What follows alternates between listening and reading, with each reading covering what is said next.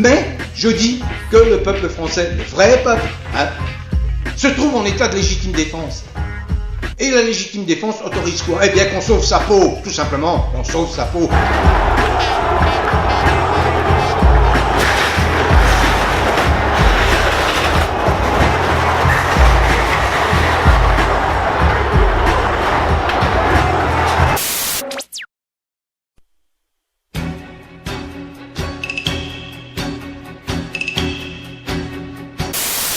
Le ministre de l'Intérieur. Pourquoi, au Bataclan, votre ministère sollicité, a-t-il refusé l'intervention de ces soldats présents sur place à cet effet? On n'amène pas des saucisses quand on va à Francfort. J'invite tous ceux qui peuvent le lire, puisqu'il est en ligne, tous les parlementaires qui peuvent le lire, à se référer aux conclusions du rapporteur. Soit du président de la République et dans la pratique, vraisemblablement les trois à la fois. Après cette tuerie au Bataclan, certaines familles des victimes ont porté plainte pour non-assistance à personne en danger. Elles ont eu bien raison. Et la réponse d'un général de corps d'armée, il s'agit du général Bruno Loret, je cite: « Un militaire n'a pas pour vocation d'intervenir dans une zone qui n'est pas en guerre. » Les consignes des soldats sont fixées de manière extrêmement rigoureuse. C'est vous qui les fixez ? C'est le cadre légal. D'abord, ils sont soumis au même cadre légal que les forces de sécurité intérieure. Et donc, les consignes sont extrêmement précises. Ils ont différents moyens d'action pour faire face à toute menace. Qu'est-ce qu'ils ont, par exemple ? Ça peut aller jusqu'à l'ouverture du feu. On n'a rien à faire dans ces histoires de gilets jaunes. On n'est pas là pour se battre contre notre peuple. On travaille pour la France, on ne travaille pas pour un gouvernement. Si les gilets jaunes, ils veulent s'en prendre à tel bâtiment protégé par l'opération Sentinelle, ils vont forcément s'en prendre aux mecs de Sentinelle. Malheureusement, il risque d'y avoir des morts. Des gens qui se font canarder de moi leur gueule au Bataclan. C'est un exemple, au Bataclan, à l'arme de guerre, à la Kalachnikov, et ces militaires reçoivent l'ordre, de par leur hiérarchie, de ne pas intervenir. Mais par contre, des gens qui, la fin du mois commence pour eux le 10 du mois, qui crèvent la dalle, qui se ruinent au travail pour un salaire de misère, et qui donc sortent dans la rue pour une cause légitime, eux ont le droit de se faire tirer dessus pour des débordements. Je suis ancien combattant, militant socialiste et bistrot. C'est de dire si dans ma vie j'ai entendu des conneries, mais des comme ça, jamais. Et bien sûr, il a été soutenu par son ministre de la Défense, qui était, comme par hasard, à l'époque, Jean-Yves Le Drian. À quoi que je le reconnaîtrais? Un beau brun, avec des petites bacantes grands, l'air con. Ça court les rues, les grands cons. Oui, mais celui-là, c'est un gabarit exceptionnel. Si la connerie se mesurait, il servirait de maître étalon. D'accord, qui est aujourd'hui ministre des Affaires étrangères, que certains appellent ministre des Affaires étranges. Bien, à propos de la France, c'est vous qui avez mis en place l'opération Sentinelle. Oui, bien sûr. Personne, peut-être... C'était le 12 janvier 2015. Bien sûr, je m'en souviens. Le 12 janvier, vous, évidemment que vous en souvenez. Dans le cadre de la lutte antiterroriste. Jean-Yves Le Drian, qui a précisé, ouvrez les guillemets, que les militaires n'étaient pas formés aux interventions avec prise d'otages. Et c'est encore plus vrai lorsque de telles interventions ne sont en rien anticipées. Le militaire, il ne va pas au combat s'il n'a pas été préparé. C'est quoi ton problème là? C'est quoi comment ces types-là finissent général? Des militaires de Sentinelle. Bon, on comprend qu'il n'y a aucune notion d'altruisme en général dans la politique actuelle et dans cette oligarchie. Mais vous voyez pourquoi? Oui, on comprend très bien le système en fait. On comprend très bien la corrélation. Et par rapport à ça, ces personnes qui sont au pouvoir et qui ont été stéréotypées par leur formation, leur parcours, qui ont été induites dans un système en fait qui est imbriqué, les carreaux sont imbriqués les uns dans les autres. Comment ces personnes peuvent aujourd'hui faire place à ce que demande donc la population, c'est-à-dire deux choses. En premier, du bon sens et des faits, des actions concrètes qui soient sous l'égide du libre arbitre. Attention, j'aime pas les questions. Moi, j'aime pas les conneries. Surtout le matin avant le café, ça agace. Il faut faire sauter le système institutionnel. Il faut transformer le système de façon à... En fait, vous voyez bien, ce que je vous décris, c'est un vrai système dans le sens où les médias sont intégrés au système politique, qui est lui-même intégré au système économique. Je pourrais vous détailler en fait comment les mesures qui sont prises par Macron depuis le début sont dans une logique, économiquement parlant, sont une logique très cohérente qui vise à servir les intérêts des grandes multinationales, mais c'est pas un complot. En fait, parce qu'il pense lui-même sincèrement que c'est à travers ces multinationales que la France est riche. C'est grâce à elle, en fait, parce qu'elle ferait... En gros, ces multinationales, elles vont piller à l'étranger. Là, je vous le dis très grossièrement, hein, c'est détaillé de façon assez précise dans certains de mes écrits, et donc ça peut sembler un peu simpliste, mais vraiment, faites-moi confiance sur les venir, vous allez comprendre. En gros, on est dans un système économique mondialisé où nos multinationales, parce qu'on a beaucoup de patrimoine, ont les moyens d'aller s'imposer à l'étranger sur des marchés étrangers, pour marger là-bas, pour faire des bénéfices qui vont redistribuer en France. Mais vous voyez que ce système, il n'est pas moral et il n'est pas sain. Je me suis gavé. Parce que du coup, on ramène en France de l'argent qu'on ne mérite pas forcément d'avoir. Et surtout, on le fait comment? On le fait en fragilisant les Français eux-mêmes.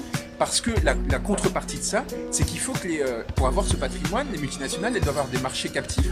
C'est-à-dire qu'il faut en gros qu'elles puissent piller l'argent des Français. Il faut qu'en gros, elles payent peu d'impôts.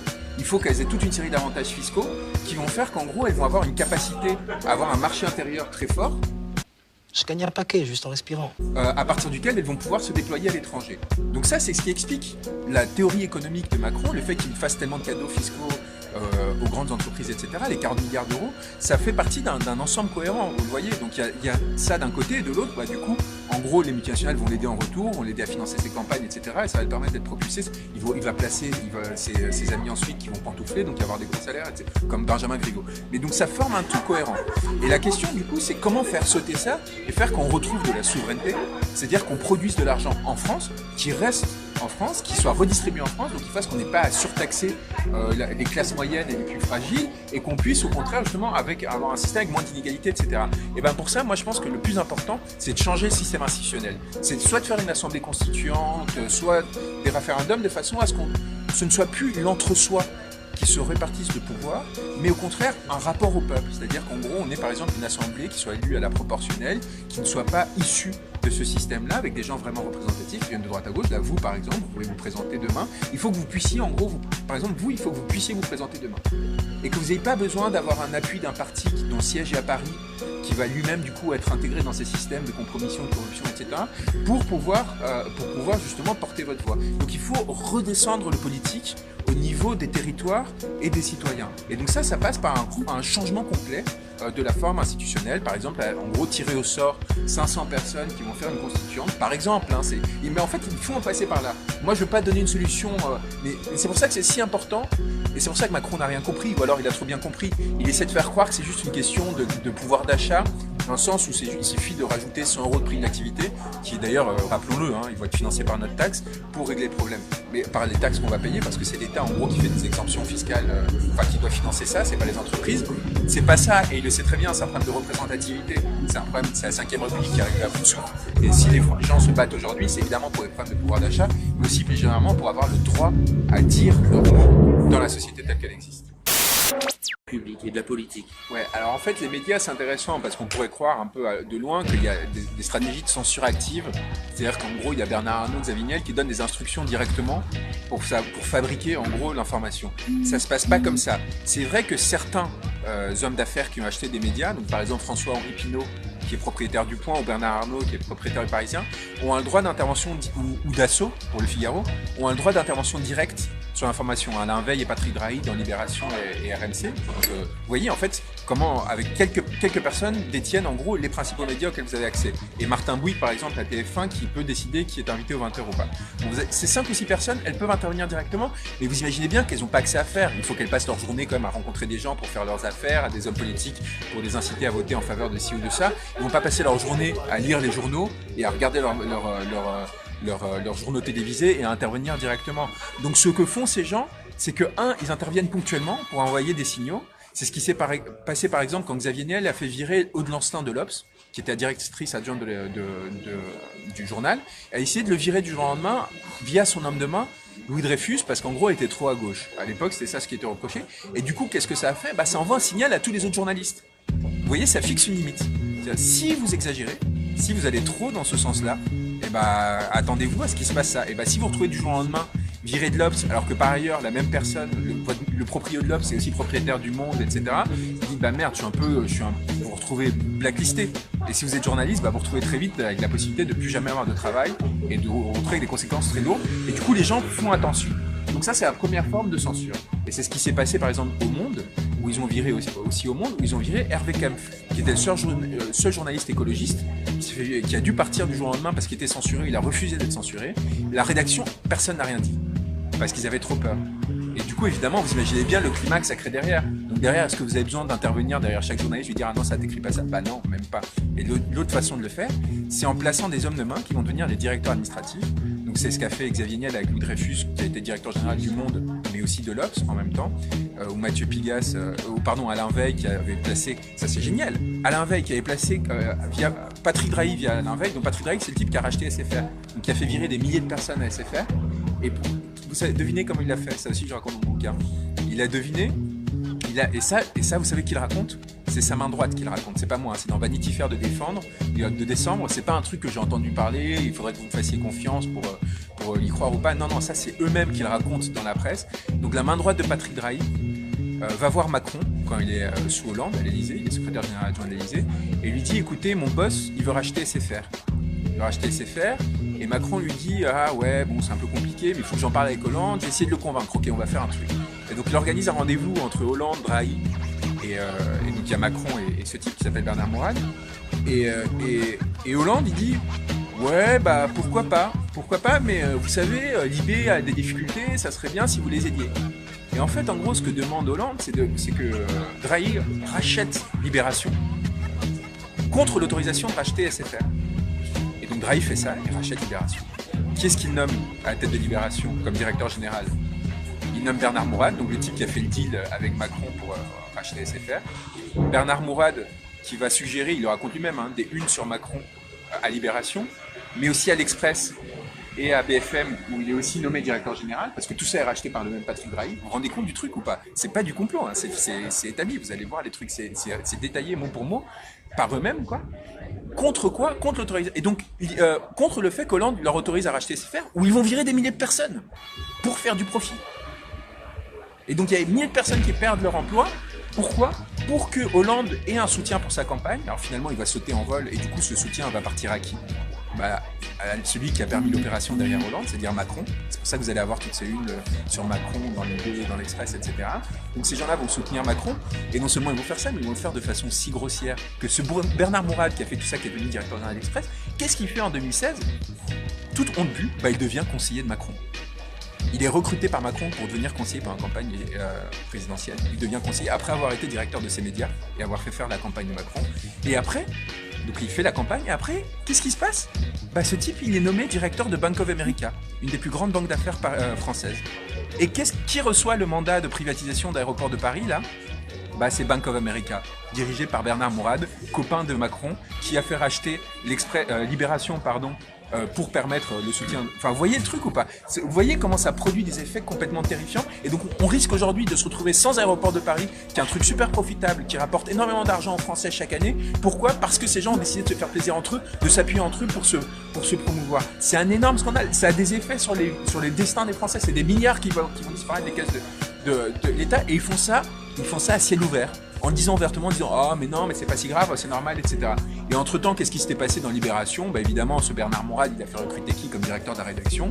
Il a fait recruter Laurent Geoffrin, qui est un camarade de promotion de François Hollande, qui a été plume de François Hollande, c'est-à-dire qu'il a écrit son bouquin en 2016 sans le dire à personne, et qui en même temps c'est des éditos dans l'IB en prétendant que c'est un journaliste indépendant, et qui continue aujourd'hui à donner des leçons de démocratie aux Gilets jaunes, etc. Vous voyez comment fonctionne ce milieu? C'est quand même hallucinant. Et révéler tout ça, mettre tout ça entre les mains des citoyens, et comment est-ce que vous voulez qu'après les gens se rebellent pas et disent mais il faut faire sauter le système, c'est pas possible, on peut pas laisser continuer ça. Évidemment qu'il y a une indignation qui naît, évidemment qu'il faut se rebeller, et encore une fois parce que tout ça est documenté, vous cherchez sur Google, chacun d'entre vous est capable de corréler ces informations, de les mettre ensemble. Moi ce que j'ai fait en fait dans mon bouquin, c'est principalement mettre ensemble des informations qui existaient déjà, expliquer les liens qui parfois sont pas compréhensibles quand vous êtes en dehors du système. Et rendu accessible. Et essayer de le rendre accessible, le fait que dans un bloc, vous avez en fait tout ce système qui se met en place, c'est ça l'enjeu. Et là le système, c'est des trucs vous voyez, qui s'imbriquent. C'est pas juste une personne quelque part qui s'est compromise, parce que dans tout système, il y a de la corruption. Dans tout système, à un moment, il y a de l'endogamie. Vous finissez par fréquenter les mêmes personnes. La question, c'est comment est-ce qu'on renouvelle ça? À un moment, on a beaucoup parlé de la méritocratie française. La méritocratie française, c'était fait pour faire quoi? Pour créer des élites républicaines qui remplacent les élites aristocratiques. Donc des gens issus du peuple, au mérite, qui viendraient justement avoir des positions de pouvoir, mais qui n'étaient pas censés s'y installer. Sauf que là, nous, ce qu'on a fait, c'est qu'on a reconstruit une aristocratie. Et du coup, en gros, les concours, etc., c'est devenu non pas une façon de renforcer la République, mais au contraire de la piller. Donc il faut commencer par réinterroger ça. Aujourd'hui, vous me disiez tout à l'heure, il y a 1% de fils d'ouvriers et d'employés à l'école normale supérieure. L'école normale supérieure, c'est quoi? C'est l'institution républicaine par excellence. C'est de loin, avec Polytechnique, l'institution la plus sélective en France. Vous avez 15 000 personnes chaque année qui, pendant 2 ans, préparent le concours. Pour 2 ans de prépa après le bac, où en gros, déjà pour rentrer dans la prépa, en gros, soit vous avez une mention très bien au bac général, soit c'est mort. Et après ça, vous devez rentrer dans cette prépa, faire 2 ans, survivre pendant 2 ans à un rythme infernal, pour réussir après à faire partie des 100 parmi les 15 000 qui vont être rentrés dans cette école. Vous voyez, donc ce truc, en fait, c'est censé vraiment recruter les meilleurs des meilleurs. Vous allez vraiment me faire croire que s'il y a 1% des ouvriers, 1% de fils d'ouvriers dans cette entreprise, c'est parce que les fils d'ouvriers sont plus bêtes génétiquement. Vous savez quelle différence il y a entre un con et un voleur? Non. Un voleur, de temps en temps, ça se repose. Qu'un fils de bourgeois, évidemment que c'est pas ça. C'est juste qu'on a détourné le système de façon à en faire un truc au service de la reproduction sociale.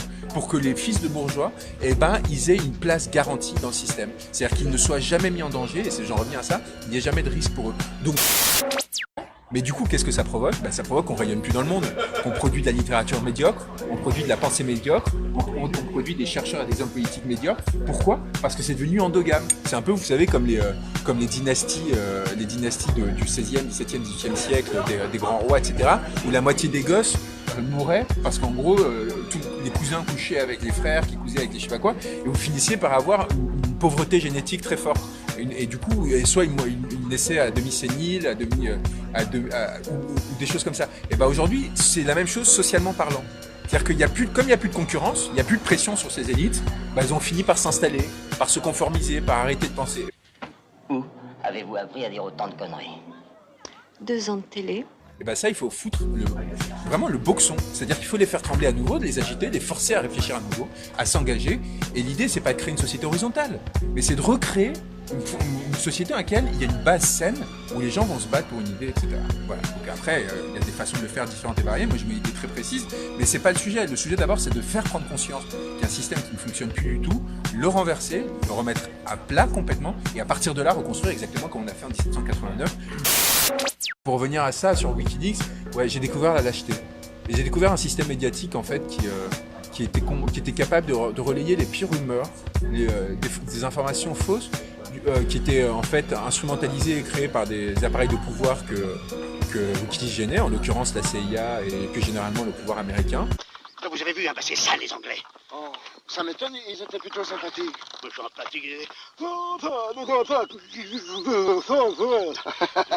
Et du coup, j'ai vu Assange être accusé de violeur pendant des années, et des milliers d'articles publiés sur le fait qu'il était violeur, en s'en foutant complètement. Les journalistes, quand finalement les poursuites ont été abandonnées, il y a eu quelques articles pour le raconter, mais il n'y a pas eu de mea culpa. Vous avez traité un type qui en fait a été attaqué et diffamé pendant des années parce qu'il avait dit la vérité, parce qu'il avait menacé des puissants. Et vous avez relayé ce pouvoir, cette parole du pouvoir pendant des années. Et quand on se rend compte que c'était faux, vous excusez pas. Il y a une impunité complète, vous dites pas, mais merde, en fait, j'ai failli détruire quelqu'un, et pas n'importe qui. Un type super important, un type qui se battait pour les gens, qui se battait pour la vérité. Et moi, j'étais complice de ça. Je m'en fous. Et du coup, derrière, qu'est-ce qu'ils ont fait? Ils ont relayé d'autres rumeurs, comme quoi ils travaillaient avec Poutine pour faire élire Trump. Pourquoi? Parce que ça intéressait les démocrates, le parti démocrate américain et Hillary Clinton, qui cherchait une excuse en fait pour masquer le fait qu'elle avait participé à des systèmes de corruption et de népotisme énormes. Et j'ai vu en fait ce système se compromettre comme ça, de façon complètement indifférente à la vérité, en disant non mais c'est notre travail, on relaye l'information, et si c'est faux, on le dira après. Mais entre temps, pendant des années, vous avez pu détruire quelqu'un, vous avez pu détruire son combat, et ça m'a rendu fou, en fait. La lâcheté. Et la peur des gens. Moi aussi j'ai eu peur. Moi aussi j'ai eu peur que Julian en fait ce soit un violeur. Moi aussi j'ai eu peur que ce type soit antisémite, comme à un moment on a essayé de le faire passer pour antisémite. J'ai peur. T'es contente? Tu voulais me le faire dire? Tu veux me démolir? Je te le dis, j'ai peur. Pour la première fois de ma vie, oui, j'ai peur. Moi aussi, vous avez vu toutes les rumeurs en fait sur l'antisémitisme des uns des autres qu'on a essayé de sortir à ce moment-là. C'est pareil, c'est une façon d'essayer parce que c'est un stigmate qui est nécessaire, hein, c'est super important de lutter contre l'antisémitisme, mais du coup on instrumentalise, on en fait une pensée d'ordre. pour exclure ceux qui pourraient inquiéter. Alors, des gens qui sont pas du tout antisémites, on dit ah mais il est peut-être antisémite. Et du coup ça crée une peur parce que vous n'avez pas du tout envie d'être antisémite, personne n'a envie d'être antisémite, personne ne s'en sait. C'est l'absence de pensée l'antisémitisme. Commencer à parler des juifs, des je sais pas quoi pour inventer des complots, on comprend pas ce qui se passe, on est frustré parce qu'on sent l'injustice, donc on commence à inventer des complots. Et alors que donc vous voyez, c'est vraiment l'absence de pensée. Mais du coup, on a peur d'être associé à ça. J'ai rien fait, j'ai juste fait quelques télés où je disais je suis fier d'être français. Et ils arrivent à convertir ça en il aime pas les juifs. Et du coup, on s'en écarte. Et en fait, le type, on se rend compte qu'en fait, non, il était pas. Et du coup, on a essayé de faire ça avec Assange. Et à un moment, moi, je me dis, mais merde, peut-être qu'ils ont raison. Et peut-être que moi, je suis en train de me compromettre en train de défendre ce type. Et du coup, les gens se désolidarisent. Moi, j'ai vu des gens devenir fous parce qu'ils étaient proches de Giuliani. Parce que finalement, ils ne savaient plus ce que c'était la réalité. Parce que vous avez une telle pression sociale de la part des appareils de pouvoir et des médias que vous finissez par détruire les gens. Et les gens se disent, merde, en fait, ça fait des années que je suis engagé auprès de ce type, qui le connaissent mieux que personne, hein. Ils pensaient savoir, mais ils se disent, mais et si c'était pas vrai? Et si en fait, depuis le début, je m'étais fait instrumentaliser? Il n'y a pas de fumée sans feu. Et cette tension atroce, ça a créé en fait des effets terribles. Et à un moment, je me suis dit, c'est plus possible, je peux pas. Est-ce que vous savez où sont les bureaux de la CIA en France? Ils sont j'ai découvert ça par hasard, ils sont au 4e étage du bâtiment du Figaro. 14 boulevard Haussmann, il y a un article de presse du Parisien qui m'a invité il y a 10 ans d'ailleurs. J'étais invité au Figaro, on m'a expliqué ça, j'étais rassuré. J'imagine bien ce que ça provoque, c'est bien, la DGSI doit être dans le bâtiment derrière quelque part.